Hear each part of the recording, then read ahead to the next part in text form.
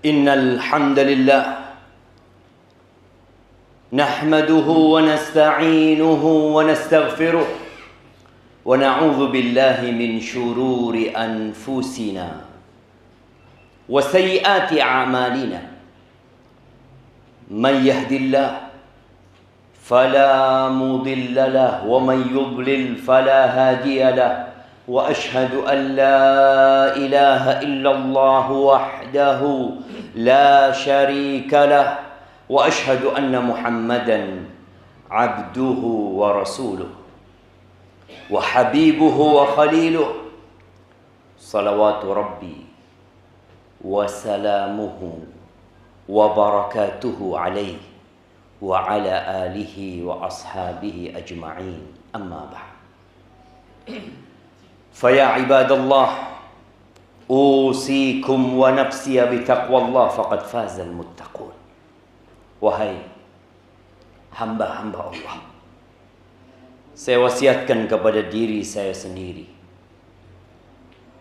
dan kepada antum semua yang hadir tempat ini untuk senantiasa bertakwa kepada Allah Azza wa Jalla, karena hanya mereka yang sukses dan beruntung dalam kehidupan dunia dan kehidupan selanjutnya. Allah Jalla Jalaluhu berfirman, Ya ayyuhalladzina amanu taqullaha haqqa tuqatih wa la tamutunna illa wa antum muslimun. Wahai orang-orang yang beriman, ya, yang merasa beriman, dengarkan, simak dan perhatikan. Allah memanggil dan berulang kali di dalam Al-Quranul Azim Allah memanggil hamba-hambanya yang beriman. Salah satu yang di surat Ali Imran ini Allah mengatakan ittaqullah haqqa tuqatih. Kalian sudah beriman, kalian mengatakan la ilaha illallah Muhammad Rasulullah. Apa yang seharusnya dilakukan? Bertakwa kepada Allah. Apa makna bertakwa kepada Allah dengan sebenar-benarnya takwa? Mengingat Allah dan tidak melupakannya, patuh, taat terhadap perintahnya dan tidak bermaksiat kepadanya, bersyukur atas nikmat-nikmat yang Allah berikan dan tidak kufur. Lalu Allah mengatakan wala tamutunna illa wa antum muslimun. Kalian jangan mati kecuali dalam kondisi Islam. Ahibati fillah, lahir Islam sebuah karunia dan rahmat Allah yang agung sekali.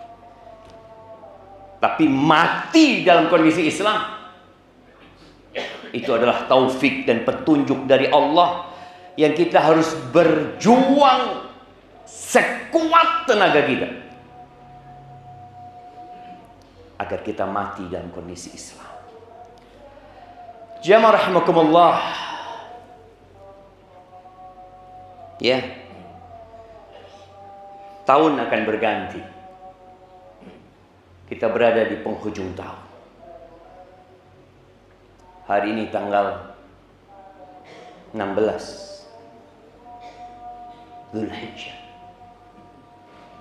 Setelah Dzulhijjah kita akan masuk ke bulan pertama, bulan Muharram. Pertanda kiamat semakin dekat, umur kita berkurang. Yang perlu kita lakukan, kita melihat posisi kita. Kita sedang di mana sekarang? Hidup ini adalah perlombaan. Ya, kita lihat manusia sibuk dengan perlombaan. Ada yang sibuk dengan bolanya, ada yang sibuk dengan dunianya. Dia pagi keluar rumah, sore baru pulang. Ada yang merantau meninggalkan negerinya. Cari apa dia? Iya, dia ingin lebih baik dari yang lain. Dia ingin ganti mobil mungkin. Dia mungkin ingin punya rumah yang lebih luas, yang lebih besar. Itu yang terjadi dengan manusia. Ketika mereka berhasil dan menang dalam perlombaan itu, dapat apa? Fulus, nama, medali, piala yang besar. Pertanyaannya, hasil perlombaan, hasil jerih payah keringatmu memenangkan perlombaan itu, engkau bawa kemana? Nggak ada, nggak dibawa kemana-mana. Ditinggal.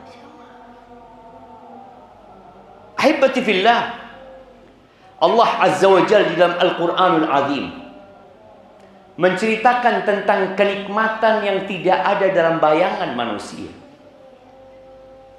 Ya Allah berikan contoh-contoh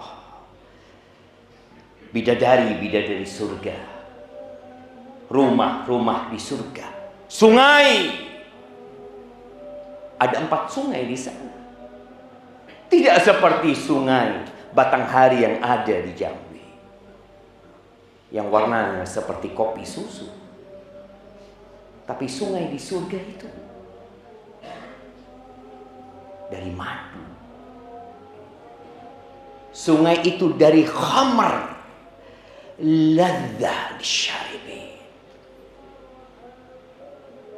Sungai itu dari susu. Sungai itu dari air yang segar, yang jernih, yang dapat dinikmatin oleh siapa saja yang masuk ke sana.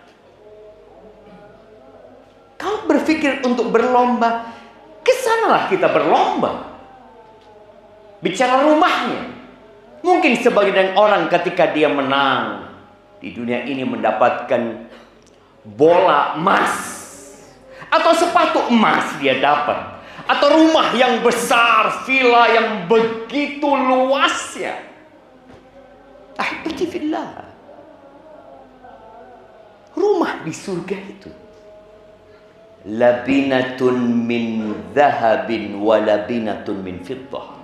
Kata Nabi SAW, dindingnya, batu batanya dari emas disusun, atau dari perak yang disusun, agar mereka bisa menikmati rumah yang dari emas dan rumah yang dari perak. Itu di sana. Ketika manusia membangun rumah di surga, dia akan memikirkan harus ada toilet yang bagus dan bersih. Di surga nggak ada toilet. Nggak perlu manusia sibuk dengan perutnya untuk mengeluarkan yang ada di dalam. Nggak ada. Sedangkan di dunia, seindah apapun rumah yang kau bangun, engkau akan memikirkan toilet, WC di sana. Fasilitas di dunia ketika seorang membangun atau membeli rumah, dia berpikir akses menuju ke rumah sakit. Nggak ada klinik di surga. Orang semuanya sehat, tidak ada sakit di sana. Muda dan tidak ada tua di sana. Ketika datang seorang sahabat, dia seorang yang suka sama kuda. Sebagian kita suka dengan motor. Dia tatkala melihat ada motor besar yang lewat di sampingnya, dia berpikir, kapan aku punya motor itu? Sebagian kita sibuk dengan mobil-mobil. Di garasinya ada mungkin puluhan mobil. Ini sahabat suka sama kuda. Maka dia tanya kepada Nabi SAW, Ya Rasulullah, afil jannati khayl? Apakah di surga ada kuda? Kata Nabi SAW, Idza udkhiltal jannah, kalau engkau dimasukkan ke surga, utita bi farasin, akan dihadirkan kepadamu seekor kuda, min yaqutatin hamra, dari permata yang berwarna merah, lahu janahan, Kuda itu memiliki dua sayap. Permata yang paling besar di dunia berapa kilo? Dan permata itu dipotong sehingga jadi kecil, disimpan di sebuah museum hanya untuk dilihat oleh manusia. Di surga kuda pun dari permata. Yatiru bika haitsu tasya. Dia akan terbang bersamamu kemanapun engkau mau. Tapi syaratnya satu, engkau harus masuk surga dulu. Maka Allah Azza wa Jalla mengatakan, wa fi dzalika falyatanafasil mutanafisun. Kalau mau lomba yang kayak gitu. Orang yang berpikir untuk menjadi lebih baik dari yang lainnya, untuk mendapatkan sesuatu yang tidak dimiliki yang lainnya, ya di situ. Fiha ma tashtahihil anfus wa taladzul a'yun. Di sana ada semua yang diinginkan oleh jiwa antum. Antum pernah berpikir ingin apa? Allah kasih. Yang lezat dipandang oleh mata, Allah kasih. Dan yang lebih dari itu, antum kekal di sana. Di dunia, antum kalau jadi orang terkaya di Indonesia, berapa lama antum jadi orang terkaya? 1000 tahun? Enggak. 900 tahun? Enggak. 300 tahun mungkin? Enggak ada. 150 tahun? Enggak, Ustaz. 100 tahun? Aduh, berat. Di surga 1 hari. Wa inna yawman 'inda rabbik ka'alfi sanatin mimma ta'udun. 1 hari di sisi Tuhanmu itu seperti 1000 tahun dalam perhitungan kalian. Terus kita nggak mau berlomba-lomba di sana. Kita ada di mana, jemaah? Maka kalau bicara perlombaan, ya sebagian kita ikut perlombaan di HP. Tiap hari menang, menang lagi. Dapat apa antum menang di sana? Apa yang antum banggakan dengan kemenangan di sana? Tapi di surga sana pantas mereka berbangga diri ketika masuk surga, memuji Allah Azza wa Jalla.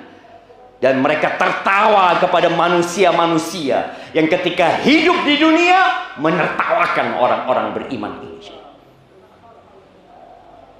Tapi yang jadi masalah, kita tersilaukan dengan dunia. Kadangkala kita bangun rumah, kita beli mobil lebih banyak daripada yang kita sedekahkan di jalan Allah Azza wa Jalla. Kadang-kadang kita merasa sudah banyak yang kita sedekahkan. Belum sebenarnya. Kita lihat bagaimana para sahabat Nabi berlomba-lomba. Bagaimana Umar bin Khattab ingin mengalahkan Abu Bakar. Umar bin Khattab radhiyallahu anhu masuk Islamnya terlambat. Ya, sebagian kita mungkin dapat hidayahnya terlambat. Mungkin ada yang kawannya, oh saya sudah ngaji 10 tahun yang lalu Ustaz. Ada satu orang yang, saya baru 1 bulan. Saya baru 2 bulan.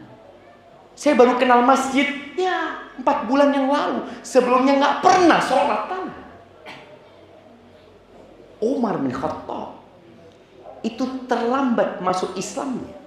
5 tahun kemudian setelah masuk Islamnya Abu Bakar, setelah masuk Islamnya Utsman, setelah masuk Islamnya Ali, setelah masuk Islamnya Abdurrahman bin Auf, setelah masuk Islamnya Talha bin Ubaidillah, Sa'ad bin Abi Waqqas, itu orang-orang yang dijamin masuk surga. Semuanya lebih dulu masuk Islamnya daripada Umar bin Khattab radhiyallahu anhu. Umar masih dengan jahiliyahnya. Umar masih dengan kelakuannya yang tidak benar. Bahkan mengganggu, menyakiti umat Islam. Berkeinginan untuk menyakiti dan membunuh Rasul sallallahu alaihi wasallam. Ketika dia masuk Islam, dia lari kencang jadi nomor 2. Apakah Umar puas jadi orang nomor 2? Lah. Dia ingin mengalahkan Abu Bakar. Kenapa? Urusannya surga, jemaah. Suatu hari ketika Nabi SAW tahun ke-9 Hijriah, ketika perang Tabuk, Nabi menyuruh para sahabatnya bersedekah. Umar membawa 50% harta. Umar mengatakan dalam dirinya, in sabaqtu Aba Bakrin yauman, kalau aku bisa mengalahkan Abu Bakar sekali aja, kayaknya hari ini. Dia bawa setengah hartanya, diletakkan di depan Nabi SAW. Banyak yang dibawa oleh Umar. Nabi bertanya kepada Umar sallallahu alaihi wasallam, "Mada tarakta li ahlika?" Apa yang engkau tinggalkan buat keluarga? Mithlahu ya Rasulullah. Seperti ini. Sama. 50% harta yang dia bawa. Nunggu di sana Umar bin Khattab sampai datang Abu Bakar. Memang di sini perlombaan. Bawa Abu Bakar hartanya. Nabi tidak melihat kepada jumlah yang dibawa Abu Bakar. Yang ditanya satu, apa yang kau tinggalkan buat keluarga? Bukan, oh banyak sekali. Karena hitungan sedekah itu persentase. Bukan jumlah nominalnya yang banyak, tapi apa yang kau tinggalkan di berangkasmu, di nomor rekeningmu. Kata Abu Bakar As-Siddiq, Allah wa Rasul, aku tinggalkan buat keluargaku lebih baik dari ini. Aku tinggalkan Allah dan Rasulnya. Apa kata Umar? Nggak mungkin aku ngalahkan Abu Bakar. Jadi buat teman-teman yang mungkin terlambat belajarnya, ngajinya, semangatlah berlomba. Ada seorang wanita yang umur 60 tahun, baru dapat hidayah dia. Setelah dia pensiun, dia berjanji hendak menghafalkan Al-Quran. 3 tahun dia hafal Quran. Maka teruslah menghafal Al-Quran. Walaupun sampai mati mungkin antum nggak hafal, tapi antum berusaha untuk menjadi yang terbaik. Limithli hadza falyamalil amilun. Untuk yang seperti ini hendaklah orang beramal. Kalau mau kerja untuk akhirat, untuk surga Allah Azza wa Jalla.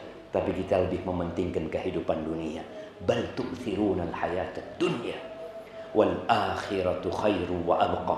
Aqulu qawli hadha wa astaghfirullah li wa lakum wa li sa'iril mu'minin wal mu'minat fastaghfiruh innahu huwal ghafurur rahim.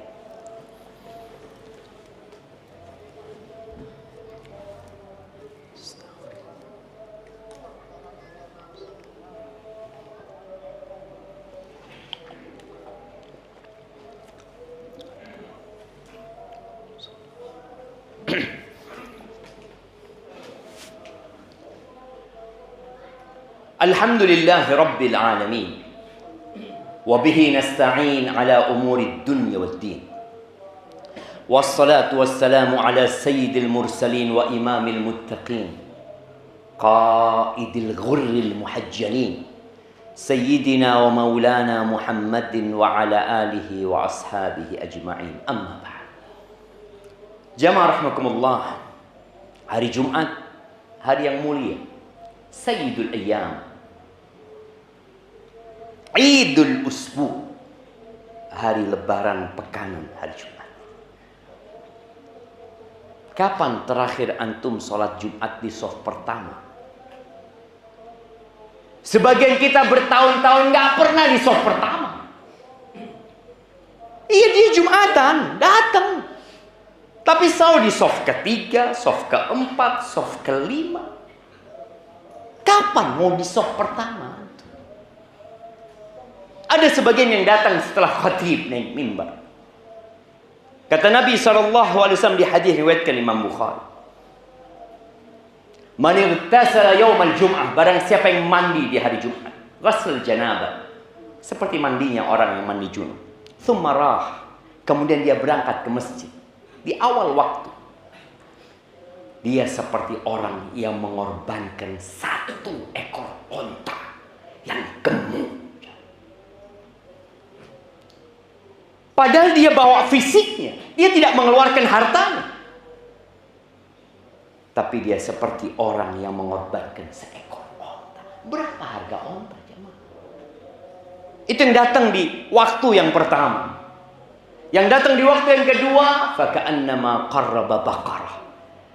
Seperti seorang yang mengorbankan 1 ekor sapi.